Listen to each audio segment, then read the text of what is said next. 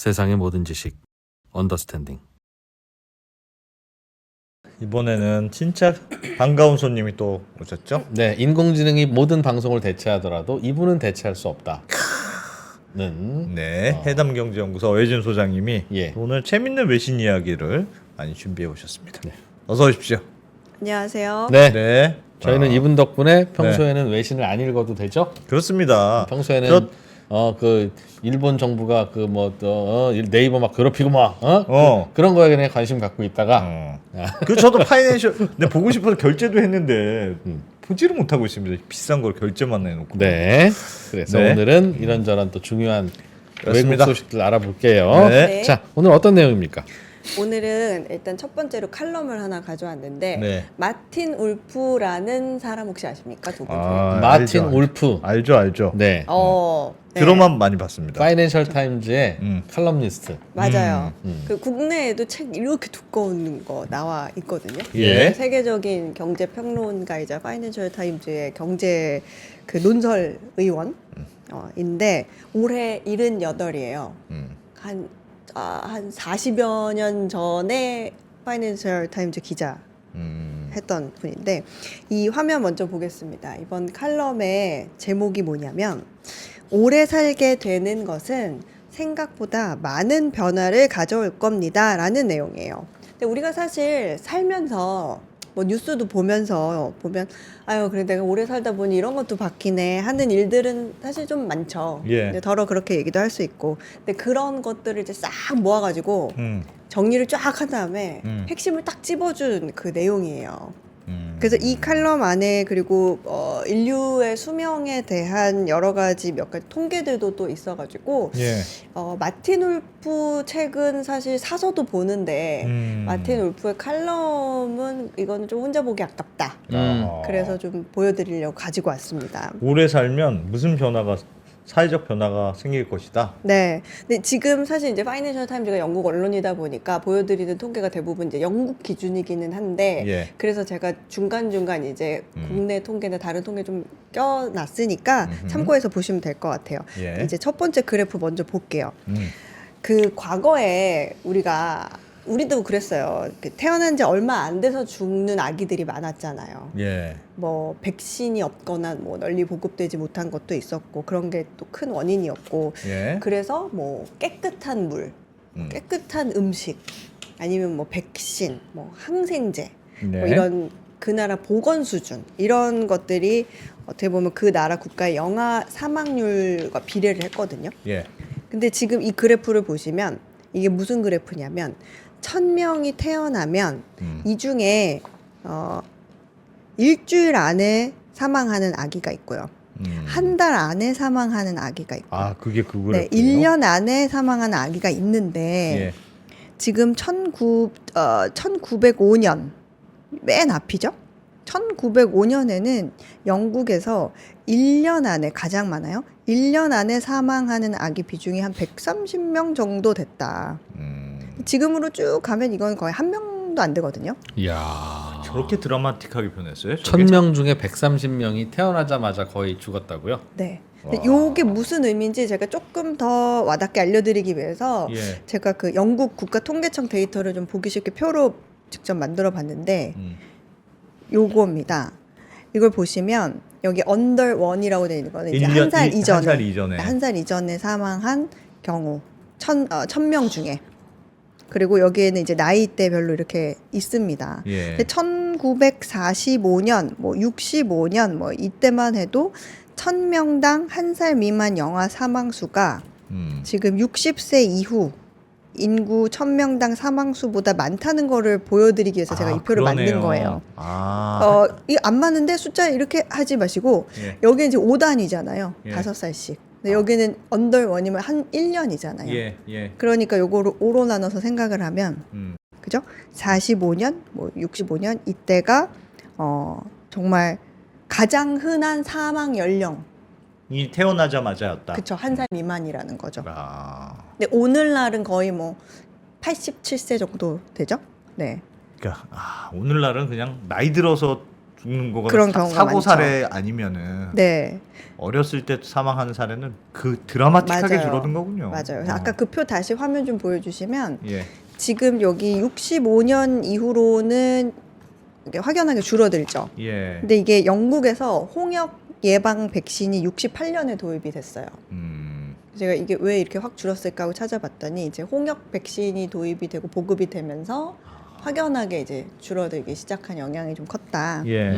그런 게 있고요. 혹시 우리나라도 궁금하실까봐 예. 찾아봤는데 요거거든요. 이제 65년 기준으로 보면은 그해 사실 아까 요게 이제 태어난 인구 대비 좀 봐야 되긴 해요. 예. 근데 영국이 65년에 한 90만 명의 아이가 태어났고요. 우리나라가 한 100만 명이 태어났거든요. 예. 근데 이제 51년을 여기 둔 이유는 이제 데이터가 시작된 해여서 이제 전쟁 직후니까 유독 이제 많은 것도 있고 감안하지 마시고 요거는 65년도에 보면 1000명이 태어나면 그 중에 사망하는 아기가 1년 안에 사망하는 아기가 64명 정도. 그죠? 오, 이땐 꽤 많았네요, 우리도. 네. 근데 아까 영국은 19명이었습니다. 네. 우리나라는 보니까 영국의 몇십 년대랑 비슷했던 거예요. 60년대가. 이게 1935년도랑 비슷했네. 그렇죠? 네, 그래서 아무래도 이제 어떤 보건 수준이나 예. 아까 말씀드렸던 여러 가지 여건들 있죠. 그런 게 이제 영아 사망률과 비례하다는 거 그런 거를 조금 보여드렸고요. 근데 이 통계를 지금 보면서 보여주면서 마틴 울프가 하는 말이 뭐냐면 이제 세상에 새로운 세상이 됐을 때, 새로운 세상으로 바뀌었을 때 그거는 젊은 사람들의 사망률이 떨어지면서 만들어졌다 이런 얘기를 해요. 예. 그러니까 우리가 요즘에 이런 고민하나요? 내 자식이 언제 죽지? 이런 고민 안 하잖아요. 예. 이제 내가 언제까지 살지? 그런 고민을 하지. 그렇죠. 근데 예전에는 아이가 태어나면 얘가 얼마나 살까? 이런 고민을 했다는 거죠. 근데 더 이상 그런 시대는 아니잖아요. 근데 그거보다 훨씬 더 오랜 과거로 가면 한 200년 좀 안 됐을 때 1841년 정도에는 영국에서 남자 아이의 한 35% 그 정도가 20살이 되기 전에 사망을 했어요. 아이고야. 그리고 77%는 70세까지 살아남지 못했고. 예. 네. 근데 이 수치가 2020년이 되면서 각각 20세 이전의 사망률이 0.7%로 줄었고요. 그다음에 70세 이전 사망하는 경우 21%로 줄었어요. 자, 요것도 한번 보겠습니다. 요 표 화면 보여주세요. 요거는 어떤 표냐면 제가 여기 표시를 딱 캡처를 했는데 1900년에는 10만 명이 태어나면 예. 40세가 여기 40 있죠? 40세가 되었을 때 예. 이게 6만 명만 살아남는다는 거예요. 그러니까 아. 4만 명은 이미 죽었다는 거예요. 40세 전에 40세 전에. 40%가 40세면 40%가 죽는 거네. 네. 대체로는 한두 살 때 한 반이 죽고 나머지 반은 40세 되는 동안 죽고 죽고. 그래서 하여튼 절반 가까이는 그냥 간다. 맞아요. 그러니까 대부분 여기 보면 어릴 때 요 표 이 1900년대 이 줄 라인 연한 하늘색 보시면 이제 보통 10살 때 한 3만 명 정도가 죽었으니까. 예. 네. 그러다 보니까 기대 수명이 200년 전에는 한 40세 정도였거든요. 이게 진한 파란색이 남자고 연한 파란색이 여자의 기대 수명의 변화입니다. 예. 근데 한 200년 전에는 한 40세 정도였는데 지금은 뭐 한 85세 정도까지 올라가고 있습니다. 근데 저거 보니까 옛날이나 지금이나 여성이 오래 산 거는 만국의 진리였구나. 참 신기하지 않아요? 왜 여성이 더 오래 사는 것 같습니까, 안 대표님? 성실하게 사니까 그렇지. 성실하게? 성실하게.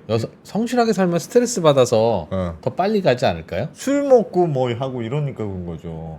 이상한 짓을 남자들은 술을 먹으니까. 술 먹고 사고 치고 이래서 그런 거지 뭐.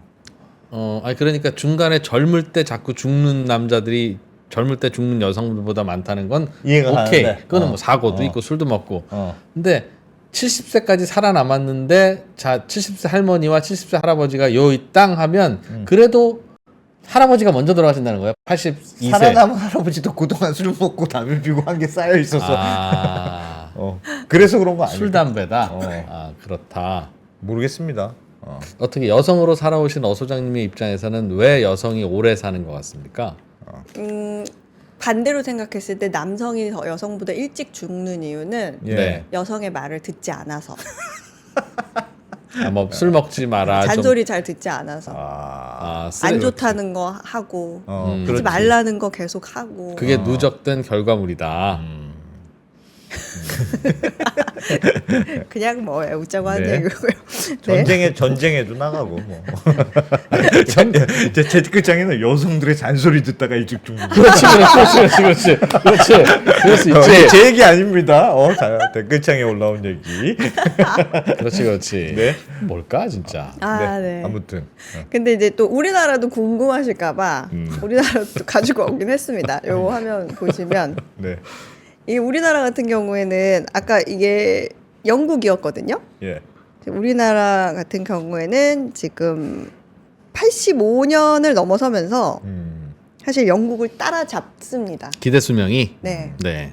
따라잡습니다. 그 전에는 다른 그 나라보다 이렇게 영국보다 낮아요.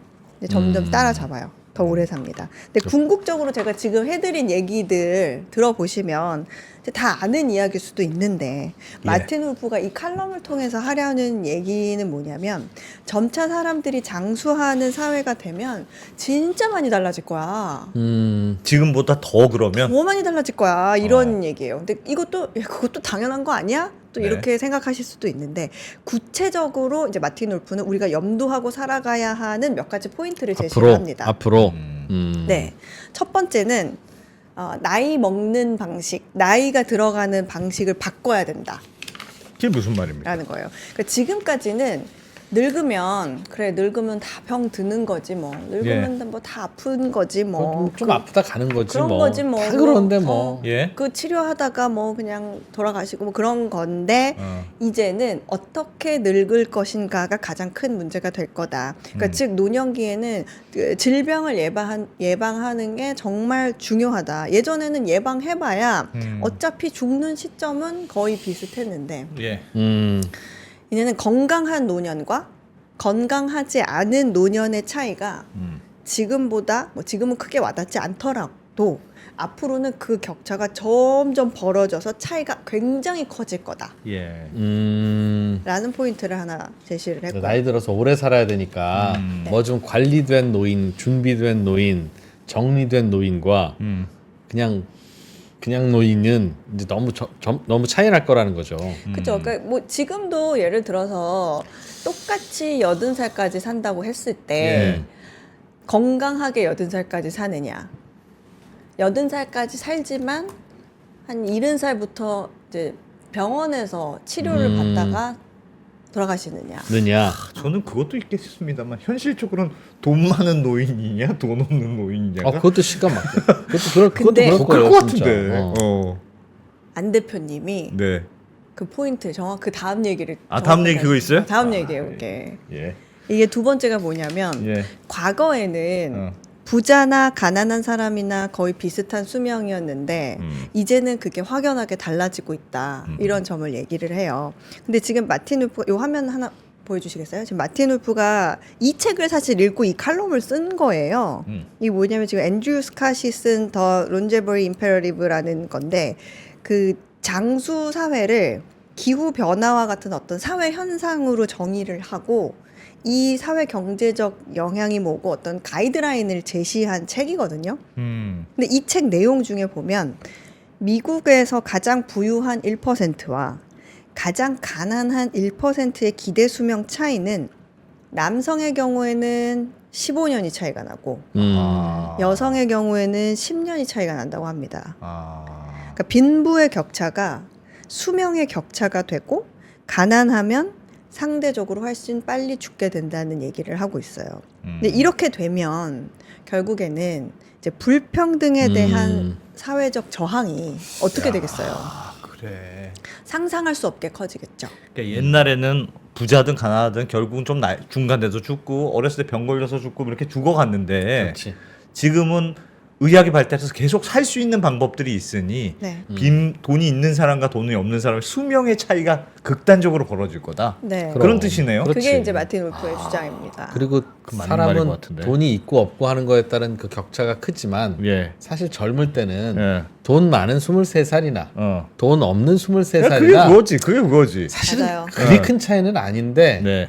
돈 많은 93세와 돈 없는 93세는 너무 끔찍하다. 받는다. 진짜 큰 차이가 날 거예요. 진짜 너무 심한데. 정말로. 야. 네. 그게 이제 두 번째 포인트였고. 앞으로 그런 세상이 펼쳐질 것이다. 네.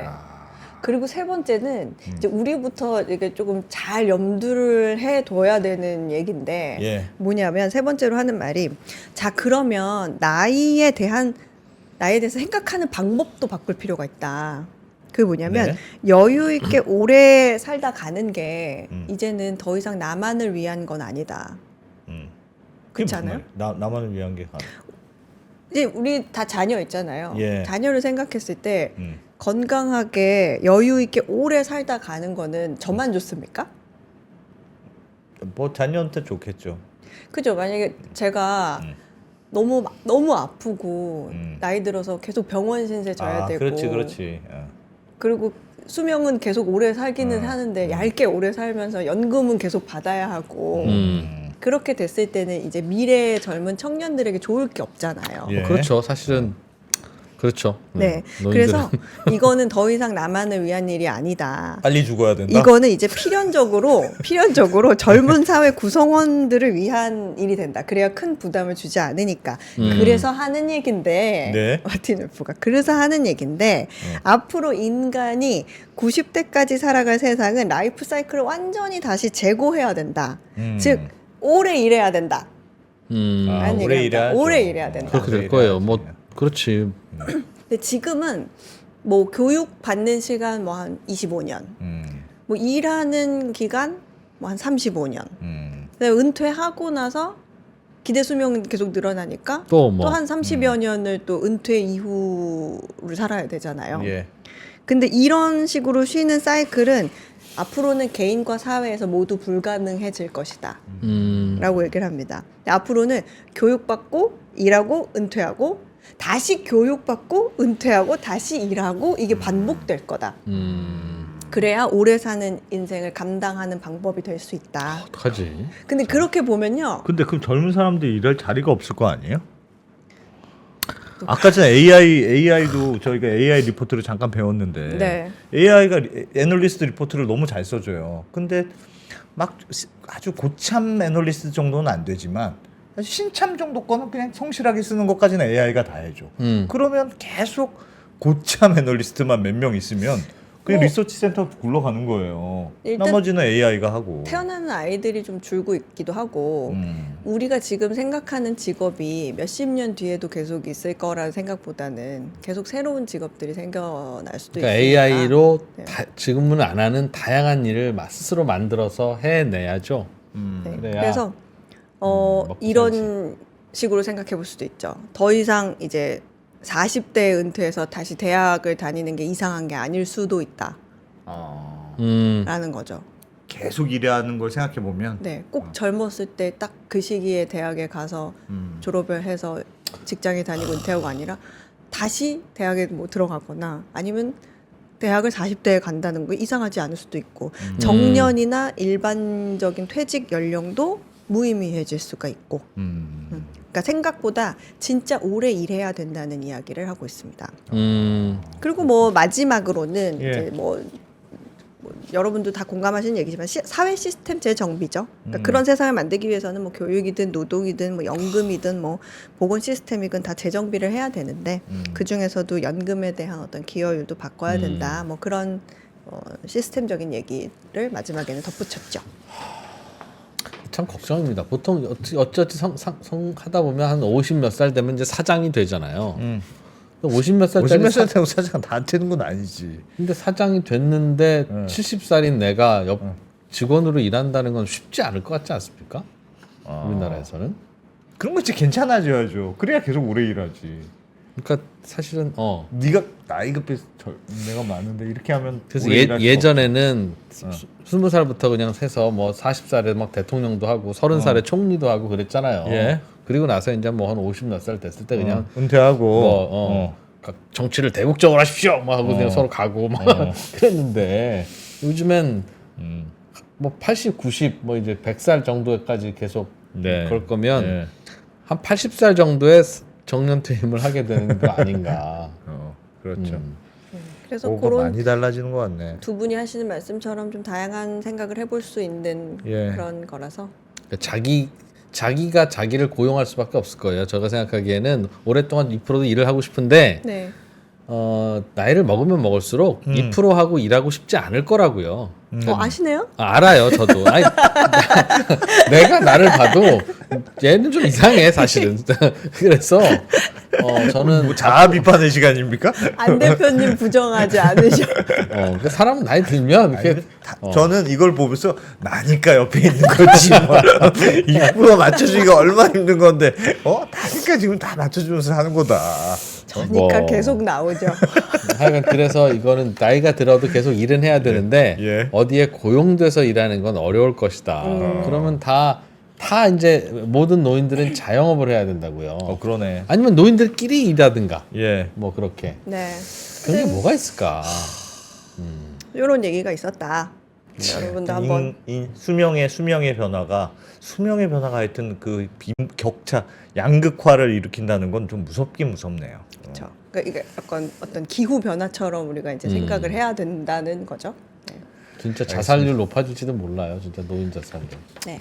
그런 얘기가 있었고 네, 하나 또 또 하나는 볼까요? 예. 지난주에 못했던 건데 후다닥 해보겠습니다. 네. 그 제가 앞서서 퀴즈를 하나 내면 네. 질문 2020년 1월에는 60이었는데 2020년 1월에는 60이었는데 약 4년 반이 지난 지금은 음. 880인 게 뭘까요?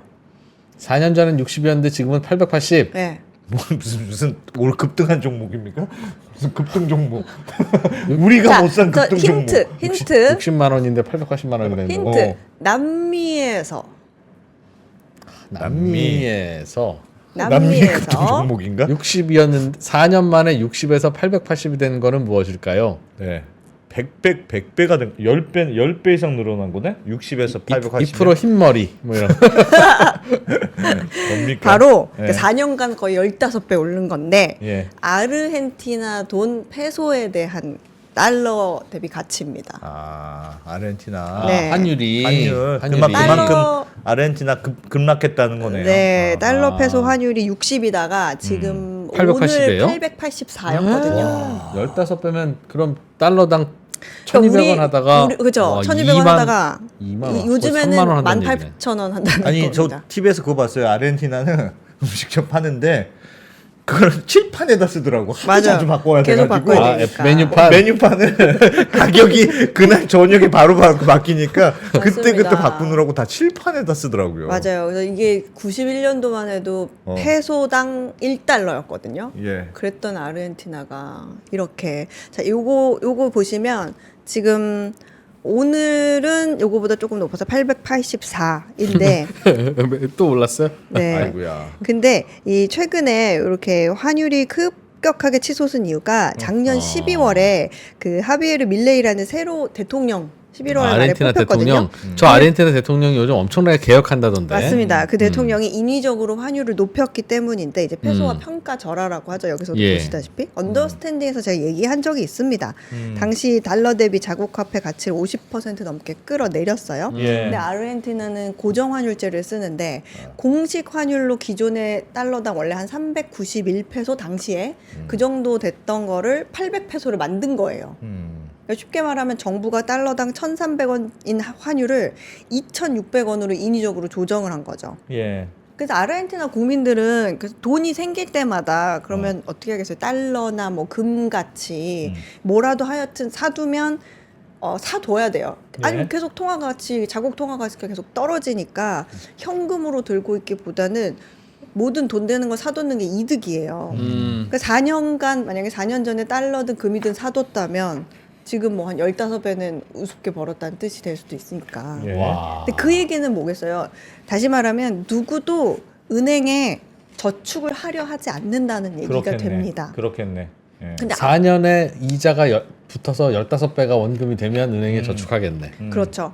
근데 아무도 예금을 안 하면 말씀하신 것처럼 금리가 뛰겠죠. 대출을 일단 못 해주니까 예금을 예. 어떻게든 하게 하려고 예.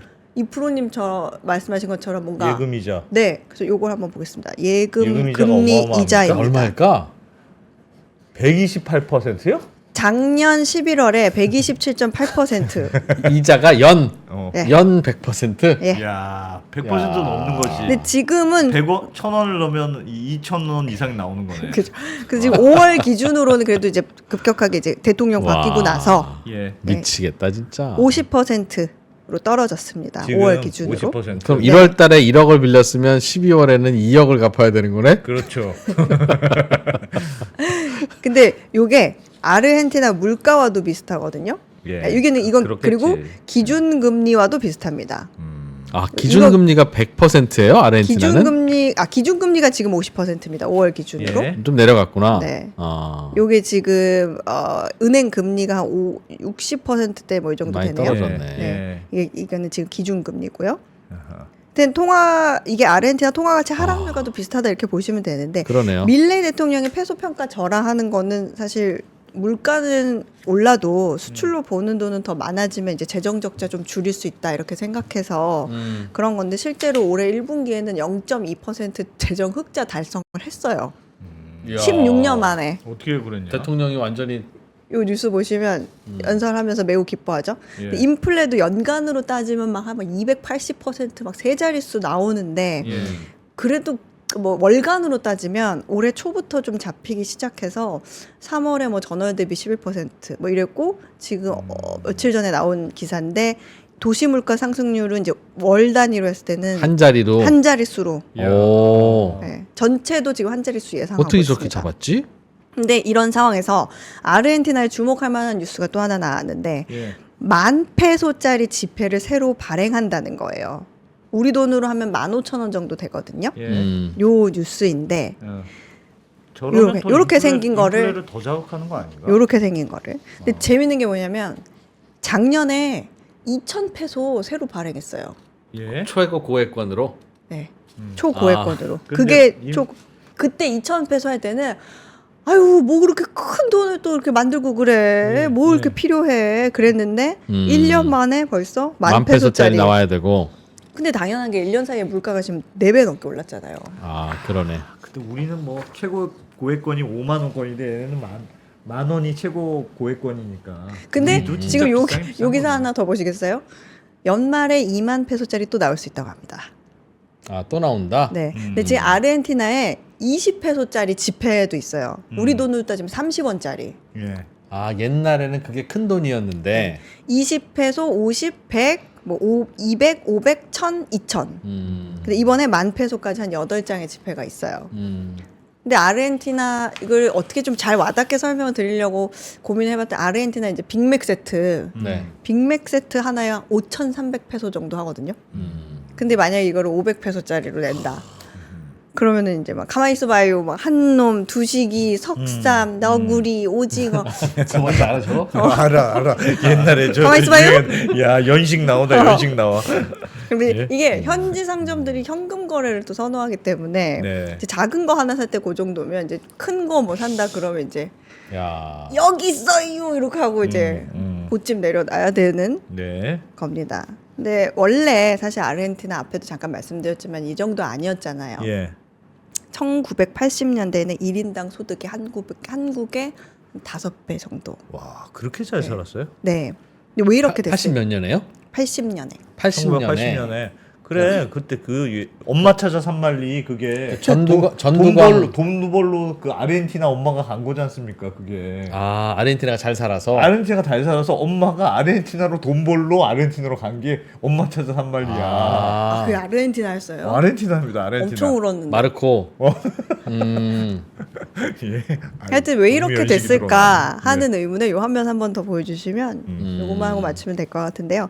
그 미국이 분석한 내용 내용들을 가지고 예. 외교부가 이런 정리를 해준 게 옛날에 있었어요. 근데 요 내용 정리해준 걸 보면 결정적인 원인은 두 가지가 있는데 고정 환율제를 사용한다는 거.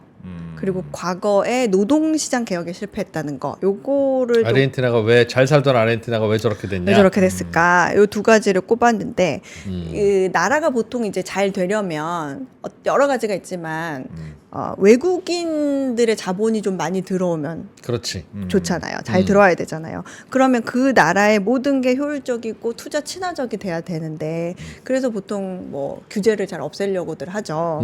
그런데 아르헨티나는 노동시장 개혁에 이제 실패해가지고 외국인의 자본이 빠져나가기 시작한 게 위기의 시작이라는 분석이에요. 그러니까 외국인 투자자들이 입장에서 내가 아르헨티나에 투자를 해서 하고 있는데 야 아르헨티나 상품이나 이런 게 제품 경쟁력이 없네 이런 생각이 들었어요. 그러면 일단 들어왔으니까 비용이라도 줄여야 될 거 아니에요. 예. 네. 비용을 줄일 수 있는 방법이 뭐가 있죠? 비용이 뭐 사람은 다른. 월급을 깎아야지. 그죠? 월급을 깎거나 아니면 뭐 환율이 좀 오르면 페소화 가치가 떨어지니까 아, 내가 같은 값이라도 내가 좀 들여간 돈이 적어지잖아요. 그렇죠. 예. 그러니까 월급으로 나간 돈이 줄잖아요. 음. 그런데 아까 말씀드렸지만 아르헨티나는 페소화를 자율 환율로 놓지 않고 고정 환율제로 놨죠. 그동안 네. 그러니 그 환율로 인해서 경쟁력 떨어지는 비용을 걸 줄일 수 있는 방법은 어. 없어요. 그럼 그렇다고 월급을 근로자 갑자기 확 월급을 깎아버려요? 깎거나. 그거는 어렵죠. 왜 그랬을까? 왜 고정 환율로 그렇게 고집했을까? 그래서- 환율이 올라가면 최소한 뭐가 여러 가지 힘들더라도 또 수출이라도 좀 잘 되고 그래야 되는데. 그런 선순환이 있어야 되는데 네. 고정 환율제로 하니까 그냥 망가지는 게 그냥 직격타로 맞은 거군요. 네. 그래서 뭐 그런 원인으로 분석이 된다라는 게 여기의 내용이었습니다. 아르헨티나. 네. 수입품이 많아서 고정 환율제로 하면 수입을 무조건 싼 값에 한다. 그런 컨셉이었을까요? 모르겠네. 왜 고정 환율제로 했는지. 그러니까 고정 환율을 해야 사실은 수입품의 가격이 안정되죠. 안정되고 물가 잡으려고 아마 음. 그랬을 거예요. 그러니까 이거 어쩔 수 없지. 물가 잡으려고 고정 환율을 하면 수출이 안 돼. 수출 되려고 환율을 좀 자유롭게 뛰든가 평가절하를 시켜놓으면 물가가 안 잡혀. 물가가 올라. 근데 그리고 이거는 이제 어떤 그런 경제적인 측면에서 본 것도 있는데 어떤 정치적인 측면에서 보면 패론주의 뭐 이런 것 때문에 너무 이제 포퓰리즘 같은 그런 정책을 많이 하고 공무원 엄청나게 늘리고 재정을 예. 많이 지출하다 보니까 예. 네, 그런 돈을 찍어서 쓰다 보니까 이제 악순환이 시작됐다는. 그런 것도 있었죠. 갑자기지만 어쨌든 이 부분에서는 이런 분석도 있다. 네. 그러니까 알겠습니다. 돈이 없으면 돈을 안 써야 되는데 음. 쓰기 시작하면 이 난리가 나는. 돈이 없으면 또 더 쓰고 싶어. 꼭 그래요. 그렇다 진짜. 없을 때 더 쓰고 싶어. 더 서러워. 그게 돈이 많으면 안 써도 돼. 배가 불러. 그냥 안 먹어도. 아니 쓰려면 내일 쓰면 되니까. 그러니까 지금 안 쓰는 이 상황이 별로 힘들지가 않아. 그렇습니다. 그렇습니다. 내가 비슷한 거 느꼈어요. 제가 이사를 여러 번 다니다가 예. 도서관 옆에서 산 적이 있었거든요. 진짜 도서관 안 가지더라고요. 바로 옆에 있으니까 언제든지 갈 수 있다는 생각이 들지. 언제든지 갈 수 있으니까 안 가지더라고. 그러니까 돈도 많으면 네. 언제든지 쓸 수 있으니까 안 쓰게 돼. 그래 검소하게 살게 돼. 그렇죠. 왠지. 예. 근데 꼭 이렇게 간당간당 하면은 막 돈이 없는 것 같고 막 빨리 쓰고 싶고. 간당간당 할 때 왜 예. 이렇게 광고 알고리즘들이 하고 싶은 게 쇼핑몰만 자꾸 그렇지. 띄우는지 모르겠어요. 참 정말. 사람은 맞아. 진짜 신기합니다. 사람 신기합니다. 뭐 꼭 해야 할 일 있거나 시험 공부해야 될 때 재밌는 게 생겨. 어쩜 그렇게 여행 가고 싶고 어쩜 그렇게 영화 보러 가고 싶고 뭐 책도 읽고 싶고 평소에는 읽지도 않았던 책이 하나입니다. 신기해 정말. 참 사람의 마음이란. 그래서 알겠습니다. 없을 네. 때 잘해야 된다. 사람은 있을 때 잘하는 게 아니라 예. 네. 없을 때 진짜 주의해야 된다. 그런 그렇습니다. 아르헨티나가 요즘 네. 도저히 이렇게 하면 안 되니까 이제 그래도 조금 이제 완전 다시 극우 대통령 하나를 뽑아놨다면서요? 네, 그래서 다시 일어나려는 지금 필사적인 노력을 하고 기미들을 있다. 보이고 있죠. 통계적으로 봤을 때 네. 좀 봐야 될 것 같습니다. 잘 알겠습니다. 견뎌내야 되는데 아르헨티나 국민들. 우리 예전에 아르헨티나에 있는 석 변호사님이라고 거기 출연하신 적도 있는데. 모르겠습니다. 아르헨티나처럼 먹을 것 흔하고 음. 날씨 좋고 너무 좋다는 거예요. 축구 잘하고 어. 또 다들 축구도 잘해. 다들 야. 아름다우시고 우승도 했잖아. 우승. 월드컵 우승. 그러면 맞아. 사실 코리아 별로 안 부러울 것 같지 않습니까? 땅 넓지. 그러게. 아이고. 소고기가 그렇게 맛있다는 아르헨티나. 네. 네. 네, 알겠습니다. 자, 해담경제연구소 어이진 소장님 잘 오늘 들었습니다. 네, 미래에 수명 길어지면 어떻게 세상 바뀌는지 음. 그리고 요즘 아르헨티나에서 어떤 일이 벌어지고 있는지 네. 고액권 화폐 자꾸 쏟아내고 있다고 네. 잘 건강하셔야 들었습니다. 됩니다, 여러분. 잘 들었습니다. 고맙습니다. 감사합니다.